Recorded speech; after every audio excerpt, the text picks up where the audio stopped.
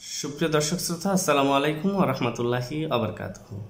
কাছে দূরে দেশে বিদেশে যে যেখান থেকে দেখছেন সবাইকে সালাম ও শ্রদ্ধা। আমি আজকে যে ভিডিওটা বানাচ্ছি সেটা অত্যন্ত গুরুত্বপূর্ণ এবং আমার অনেক দর্শনার্থী থেকে এই প্রশ্নটা এসেছে বিদায় আমাকে এই ভিডিওটা বানাতে হচ্ছে। তো আমি আজকে মূল আলোচনা যাবার পূর্বে আমার একটা ছোট্ট রিকোয়েস্ট, যারা আমার এই চ্যানেলটি এখনও সাবস্ক্রাইব করেননি দয়া করে সাবস্ক্রাইব করে পাশে থাকবেন এবং পাশে থাকা বেল বাটনটি অন করে রাখবেন যাতে আমার পরবর্তী আপডেটগুলো সহজে পেয়ে যেতে পারেন। তো আমি আর কথা দীর্ঘায়িত না করে মূল আলোচনায় যেতে চাই। যে প্রশ্নটা হচ্ছে তালাক, মুসলিমে আইনে যে তালাকের কথা বিধান বলা হয়েছে সে তালাক সম্পর্কে অনেকে জানতে চেয়েছেন। তালাক সাধারণত কিভাবে কার্যকর হয়, কত প্রকার, এবং মানে প্রবাসী থেকে কোনো স্বামী তার স্ত্রীকে তালাক দিতে পারবে কিনা, এই ধরনের একটা প্রশ্ন আমার কাছে এসছে। তো আমি সেই বিষয়ে একটু সবিস্তরে আলোচনা করতে চাচ্ছি। প্রথমে যে আমি শব্দটা দিয়ে শুরু করতেছি, তালাক হচ্ছে বিবাহ বিচ্ছেদ। মুসলিম আইনে 1961 সালের পারিবারিক আইন অধ্যাদেশে 7 ধারায় স্বামী কর্তৃক স্ত্রীকে তালাক এবং স্ত্রী এবং স্বামীর সম্মতিতে তালাক এবং হচ্ছে আদালতে আনিত মামলার মাধ্যমে, আদালতের রায় ডিক্রির মাধ্যমে তালাক, এই 3 ভাবে তালাক কার্যকর করা যায়। আমি যদি সেই বিষয়টা আবারও বিস্তারিতভাবে বলি, 1 নম্বর তালাক হচ্ছে আদালতের কোনোরূপ হস্তক্ষেপ ছাড়াই স্বামী তার স্ত্রীকে তালাক দিতে পারে, এটা হচ্ছে একটা বিধান। দ্বিতীয় বিধানটা হচ্ছে স্বামী এবং স্ত্রী যৌথ সম্মতিতে বা যৌথভাবে সম্মত হয়ে একটা খোলা তালাকের মাধ্যমে তাদের বৈবাহিক সম্পর্ক বিচ্ছেদ করতে পারবে। এই ক্ষেত্রে আদালতের কোনো হস্তক্ষেপ কোনো প্রয়োজন নেই। তৃতীয় যে তালাকের কথা বলা হয়েছে সেক্ষেত্রে স্বামী অথবা স্ত্রী যে কারোর মাধ্যমে আনিত অভিযোগ বা মামলার মাধ্যমে তখন আদালতের রায় ডিক্রির মাধ্যমে সেই তালাকটা কার্যকর করা হয়ে থাকে। এই 3টি ভাবে তালাক কার্যকর করা যায়।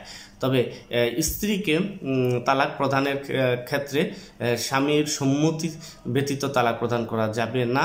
এই কথাটা যদি 1961 সালের মুসলিম পারিবারিক আইন অধ্যাদেশের 314 ধারার বিধান অনুযায়ী চুক্তিবদ্ধ না থাকে তাহলে স্ত্রী তার স্বামীকে তালাক প্রদান করতে পারবে না। তবে বর্তমানে 1961 সালের মুসলিম পারিবারিক আইন অধ্যাদেশের 8 ধারায় এবং 1974 সালের মুসলিম বিবাহ তালাক রেজিস্ট্রেশন আইনের 6 ধারা মোতাবেক স্ত্রী তার স্বামীকে তালাক দিতে পারবে যদি তালাকনামার বিবাহের যে কাবিননামার 18 নম্বর অনুচ্ছেদে স্বামীকে তালাকে তৌফিক দেওয়ার ক্ষমতা প্রদান করা থাকে। তবে সেই ক্ষেত্রে স্ত্রী তার স্বামীকে আদালতের হস্তক্ষেপ ছাড়াই তালাক দিতে পারবে। যে বিষয়টা খুবই গুরুত্বপূর্ণ, অনেক ভাই প্রশ্ন করেছেন যে বিদেশে প্রবাসে থেকে তালাক দেওয়া যাবে কিনা।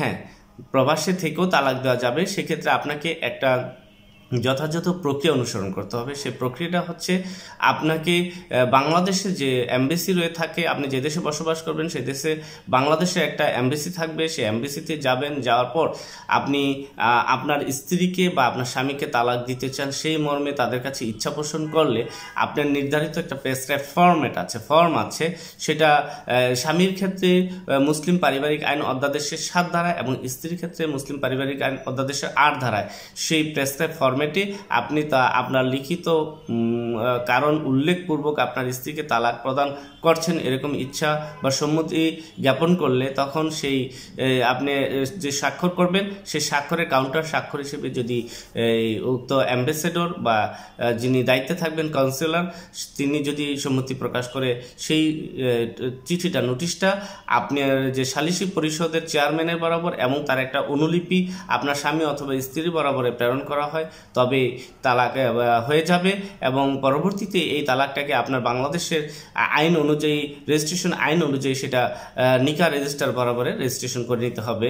তবেই কিন্তু আপনার এই তালাকটা সঠিকভাবে কার্যকর হয়েছে মর্মে ধরে নেওয়া হবে। তো আশা করি আমার আলোচনা থেকে আপনারা বুঝতে পেরেছেন প্রবাসে থেকেও আপনি আপনার স্ত্রী অথবা স্বামীকে তালাক দিতে পারবেন। সেক্ষেত্রে আপনাকে বাংলাদেশে দূতাবাস থাকবে, যে দেশে আপনি অবস্থান করেন সেই দূতাবাসের মাধ্যমে সে তালাকটা প্রদান করতে হবে। তো আশা করি আপনারা আমার উত্তরটা সম্পূর্ণভাবে বুঝতে পেরেছেন। তো ভালো থাকবেন, সুস্থ থাকবেন এই প্রত্যাশা ব্যক্ত করে আজকে আমি আমার ভিডিও থেকে বিদায় নিচ্ছি। আল্লাহ হাফেজ।